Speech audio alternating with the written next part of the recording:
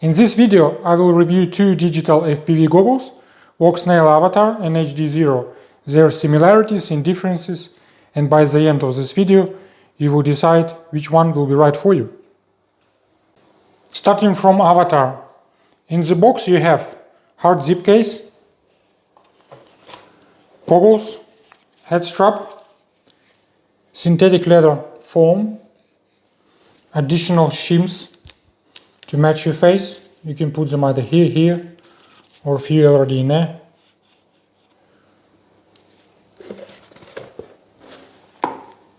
Two 5S power cable, 4 LHCP antennas, 2 lollipops and 2 patch.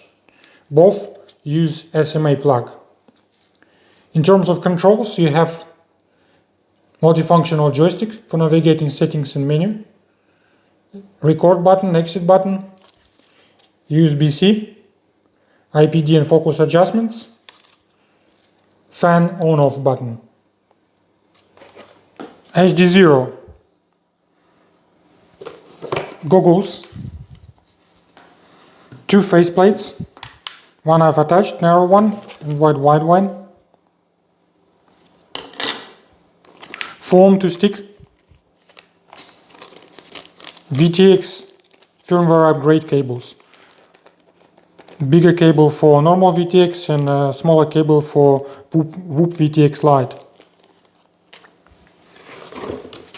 Soft carry bag. One thing to note, HDZero goggles, they don't come with antennas. You have to buy antennas separately, and a plug that you would need is SMA. In terms of controls, for navigating menu, you use scroll wheel, OK button, record button, on-off switch, and myriad of various inputs, such as HDMI in, HDMI out, SD card, audio input for external microphone, and a port for upgrading firmware on your VTXs. Now let's look what they have in common. 1080p screen at 90 FPS, OLED display, 46 degrees field of view. If you compare that to, say, SkyZone, O4L, O4X, they have 36 degrees, which feels quite small. Or if you compare to SkyZone Cobra box goggles with 50 degrees field of view, it feels pretty good. So anything close to 50 degrees is optimal. Image is crisp and clear in center and less focused towards corners. This is due to round lenses. If you compare it to DJI, lenses are quite much bigger and they're towards oval shape, which makes them crystal clear sides to sides. They both support beta flight canvas mode. Now where they differ. Avatar, multiple video transmission modes such as 720p at 120 fps on 24 millisecond latency, or 60 fps on 28 milliseconds, or 1080p at 60 fps with 41 millisecond latency. They record clean video without any OSD elements, but places a file with OSD elements next to the video file if you want to use them later. All the camera and settings are controlled via internal menu.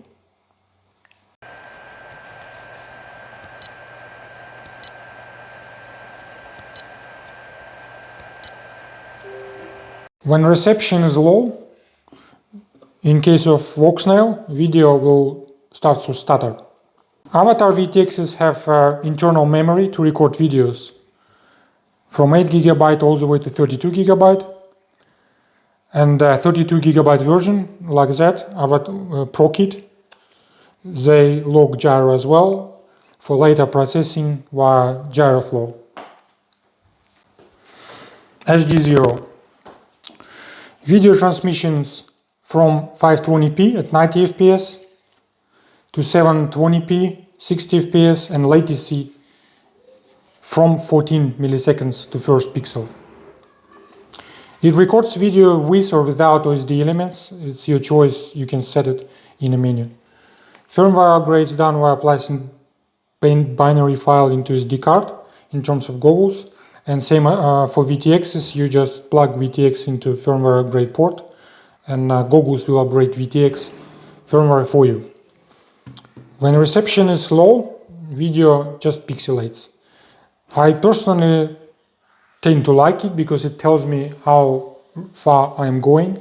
Goggle settings controlled via menu.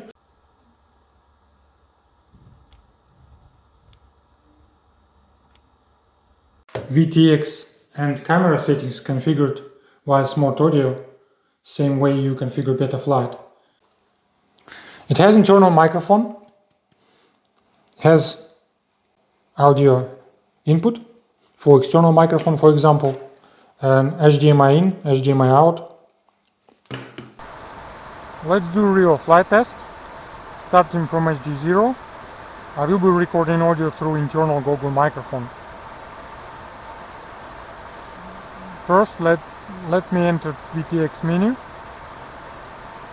by pressing yaw and pitch down and inward.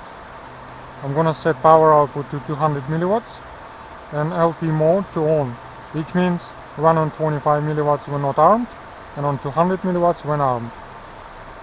Save and exit. To enter camera menu, yaw stick to the right.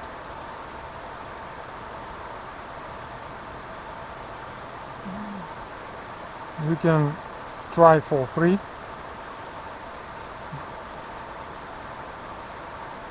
Save and exit.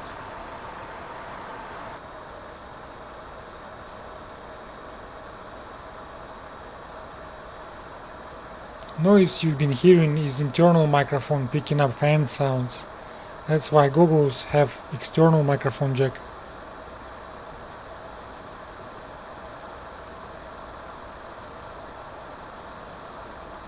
Approaching a spot where analog signal breaks due to trees. Let's see how digital performs. Okay, only minor pixelation.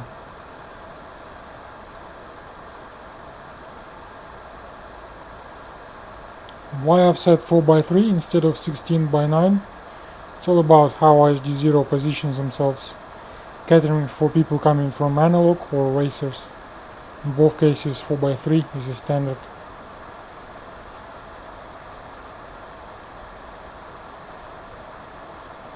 Rainbow pixelation you see may not look as good as Avatar or DJI, but it tells me how strong my signal is, comparing to latter two, where one moment image is good and next second it can freeze or even black out.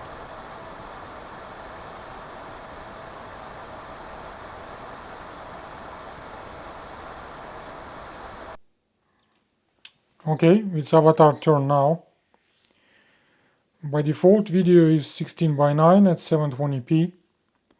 OSD elements are recorded in separate file for later rendering via tool from GitHub called Walksnail OSD tool. Another one is WS OSD Pi.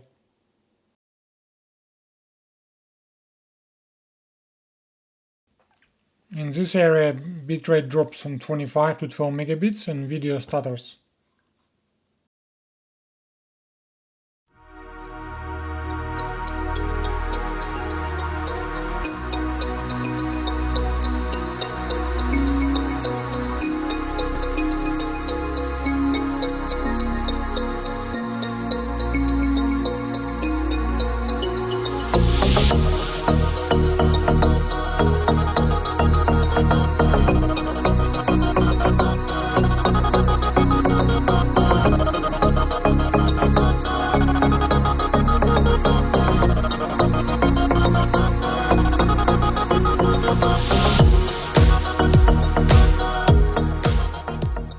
As a bonus, since I fly a tiny whoop and birds like to pick on them.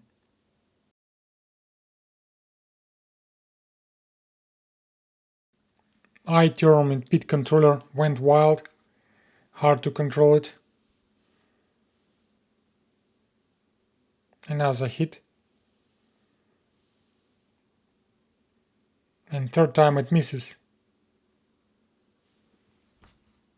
So in summary, if you come from analog and will be flying analog, HDZero has additional module bay, extension bay for analog receiver. You can plug it in and it will produce the interlaced video for you. Albeit in a 4x3 format, where a picture is kind of in the middle of the screen and black sidebars. It would be nice if goggles can stretch it out to Full HD. If you need control, fine control over a camera in VTX settings, or you're a streamer or a racer who needs best possible video latency, you can look at this chart. HDZero is your choice. But if you like simplicity, smaller and lighter goggles, much better video quality, ability to stabilize video via gyroflow, then Avatar is for you.